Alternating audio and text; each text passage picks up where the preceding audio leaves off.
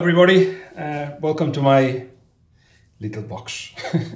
That's where I've been staying, and this is the room where all the thinking happens. Now today it's of course no football day, although by the time you watch this perhaps the last 16 have started already, but I thought we can have a look back at what's happened so far, and you can tell me what you thought of it as well. You have to say the first thing is that it has been an exciting World Cup. It has been. He's given us things to debate, VAR mostly. He's given us teams that have surprised us, others that positively and negatively, others that little by little seem to be growing into the tournament. Brazil certainly, it's in that category.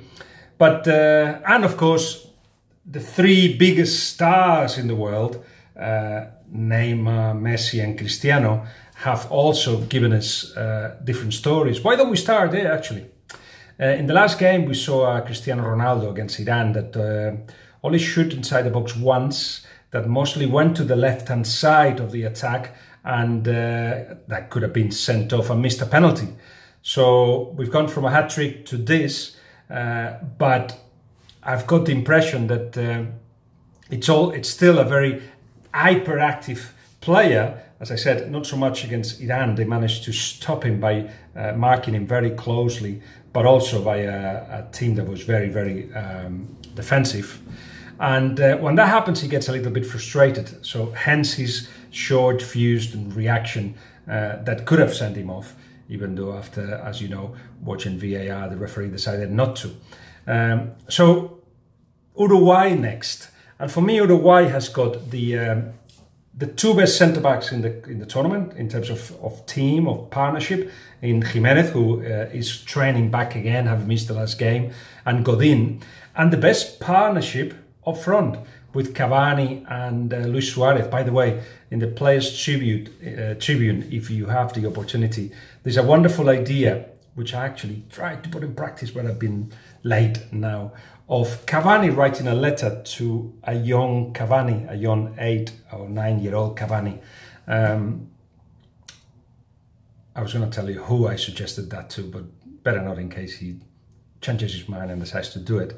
But it's a very good idea, because you're actually talking, or Cavani's actually talking to that Cavani kid who was playing football with no boots, because he was saying, he doesn't know exactly why, but everybody will bring boots, but then at half time or after half an hour playing, everybody will take the boots off and play on the muddy pitches.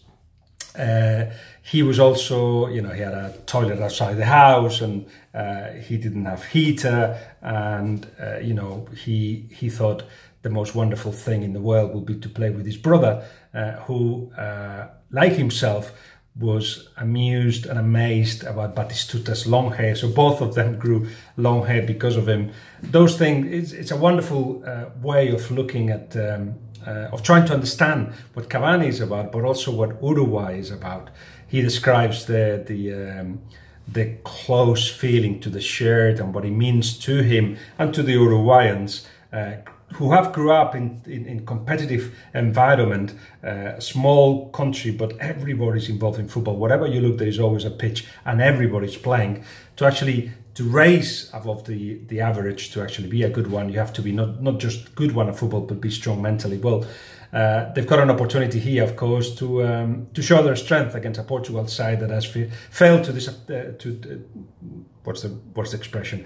They disappointed in my eyes. Without Cristiano Ronaldo's goals, this would have been a Portugal that you say, like, how is it that Guedes doesn't play better, that Andres Silva doesn't play better, that Bernardo Silva doesn't play better, that Carvalho, Moutinho? They've got players of quality, but they haven't shown it. They haven't showed it at all. So in my eyes, Uruguay are favourites. I know that they train with Torreiro, with Betancourt, to try to play more football, but they will revert to the instinct, and the instinct is to be strong in both boxes. Cristiano, of course, can resolve that with one or two actions of genius.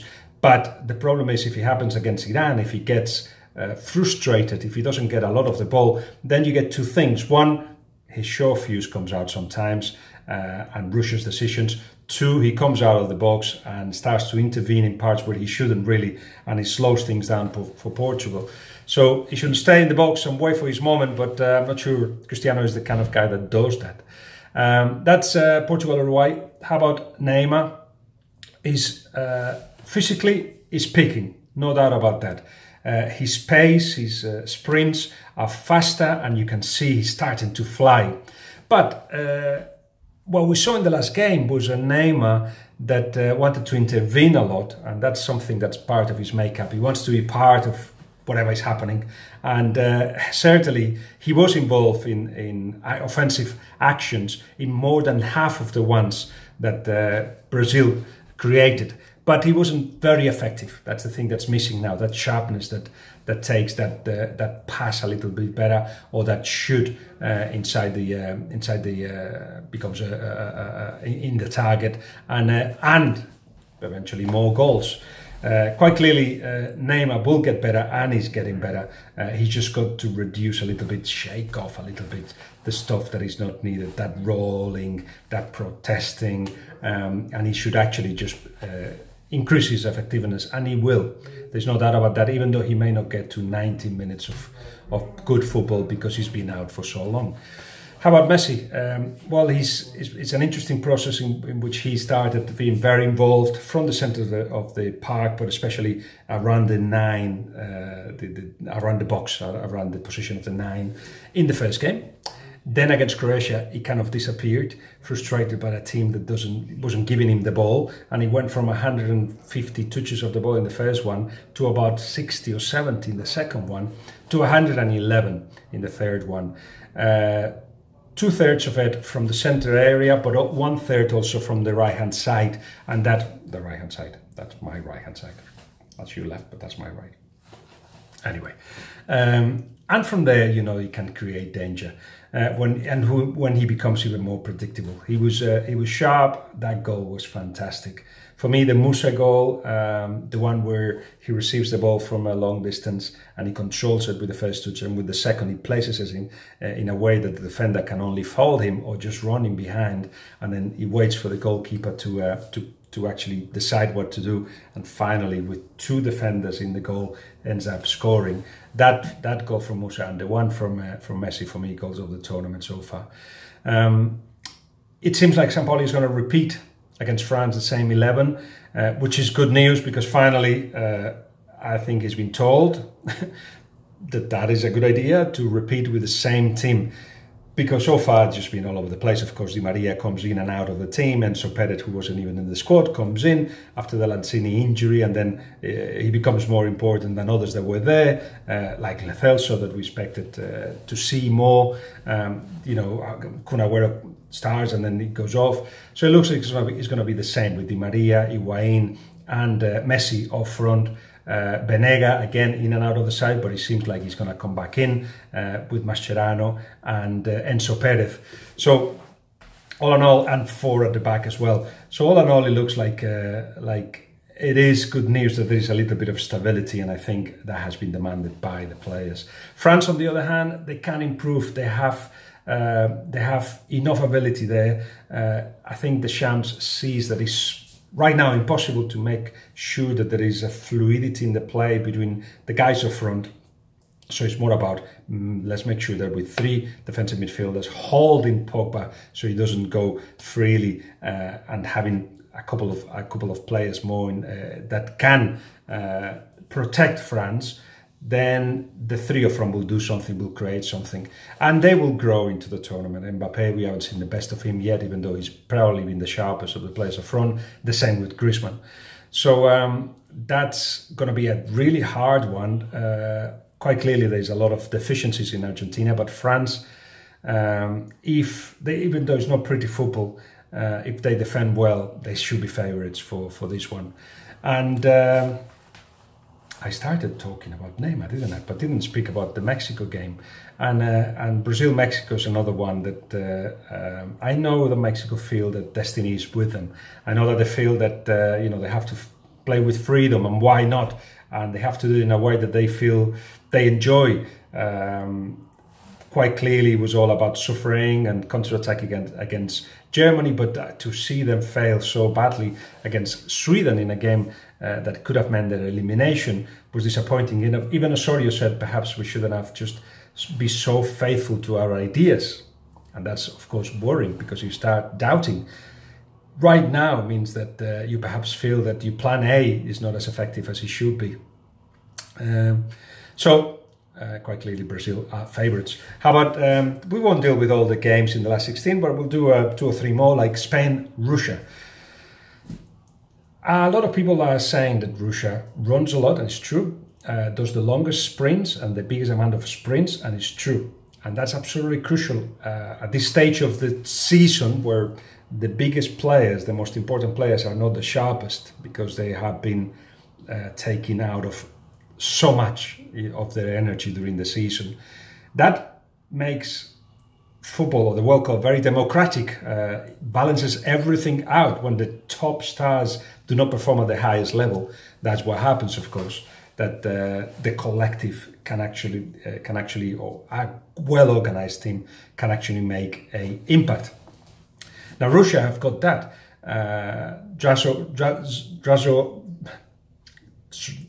Goev, that was difficult to say. He's back. He's been training, and I know that him getting injured put everything in place with Golovin in the middle and Cheryshev coming on and scoring. So let's see how he comes into this team now, because of course he's a talented player, but it will be down to his fitness and how well he is. He may not start, and in any case, what you'll see is a Russia that links with the Russia of the past, very fast in the counter with high tempo, and that would be difficult for Spain. I know that we have much more quality than Russia, I would say, but there are weaknesses. And I also know that now we're entering a new phase, and when we enter a new phase of the World Cup knockout stages, that's where teams, the big teams, seem to go a level up generally. But you know what? Russia is not what has made them, the fact that physically they are stronger than anybody else, is not what's made them to get here. What's made them to get here is actually that they've scored 8 goals in 16 shots on goal. So that tells you that they are very, very effective. Spain has needed 42 shots to score the 5 goals that we've scored, which means that we need to not only create a lot to be able to score, we need to be more effective. We need to be stronger in both boxes. But there is a problem with the way teams play against Spain, and perhaps Russia will do that. If it's just 1-2 passes and then long, or just long as soon as recover, how can you pressure high? And if Spain don't pressure high, it becomes vulnerable. So against a team that is fast up front and that will play it long and counter-attacking football, Spain may struggle. It's going to be a very difficult tie, and I'm not sure which way it's going to go. Really, I'm not. There's not going to be changes in the goalkeeping position. It's been debated within the coaching staff. What do we do with De Gea? And they decided, let's back him. But Hierro may bring Koke into the team next to Sergi Busquets. I think with Koke, yes, you get a player that can help Busquets protecting Spain, but perhaps you lose a player that could have been Thiago, perhaps, that can distribute the ball in the style that Spain likes. But Costa should remain in the lineup. Iago Aspas will come on as a substitute maybe at some point. Iago Aspas is going to be very important in this World Cup. I said it at the beginning, and I insist. I think he understands what is required, and he's got an instinct, and he's a goal-scoring instinct that is required for a Spain that even the midfielders don't have that. Silva, who's our best goal scorer in the Lopetegui era, well, you can see he's not his sharpest. So Iago Aspas will be important. And finally, what else should we do? England. I'll talk a little bit about Belgium and England, Colombia, and I do believe Croatia. Just quickly about Croatia and Belgium, 2 teams that are going 2 different parts of the draw.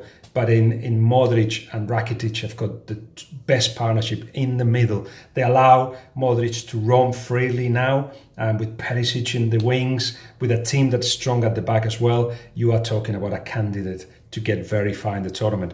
It may be quarterfinals against Russia or Spain, if I'm not mistaken. Let me see. That's right, yeah. So it's a shame that they'll say Spain and Croatia perhaps don't find further down in the tournament. But Croatia have got I believe, a good possibility of going far, and so does Belgium. The thing that has been learned from the Belgium-England game is that they have a very deep squad. In Januzaj, you've got somebody that can come in and make a difference. Dembélé looked fantastic as well, and just generally it's a team that shouldn't be worried, unless, say, Hazard is missing and De Bruyne, shouldn't be worried about everybody else, because everybody else can do a job. So it's in the difficult draw, so perhaps they will meet, Brazil next, Brazil-Belgium quarterfinals, and that will be a shame to be seen saying goodbye to one of the strongest sides in the tournament. But I think this Belgium are not scared at all of anybody. And yeah, if anybody can stop Brazil, it could be Belgium. But we'll talk more about that if that's what happens. And finally, Colombia, England. James, it looks like he won't be ready to come back. We will see. Peckerman was saying that he's worried about him, and he seems like he hasn't got, he won't recover on time, but we'll see. In any case, Quintero is one of the players of the tournament for me in the centre midfield, running things, knowing when to pass it short, when to pass it long. Cuadrado needs to beat his players a bit more, but he's very involved and has got the ability to beat players. And Falcao needs to be a little bit more effective. With Muriel perhaps replacing James, what you have is another striker, not so much somebody that can link with the attack, even though he can play a little bit deeper too, but he's more of a forward. But somebody that, even though he's not very fast, runs a lot and will help with perhaps one part of the defending of Colombia that has been missing.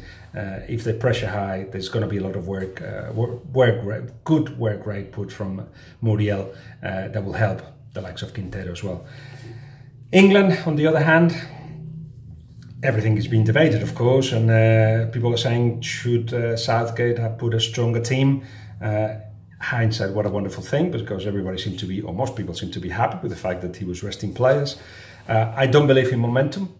I think rest is as important as momentum, and my issue with it was that perhaps I've got the impression, and we will see more of that as England progresses, if they do, that there is still not a very well oiled machine, with players who are playing in a new position for the first time or only recently, with Dele Alli and Lingard as the two players behind the strikers, with a Sterling that doesn't play in that position so central for City. I know he's been a 9 for City, but on his own and coming from deep and with a different kind of movement that you get with England.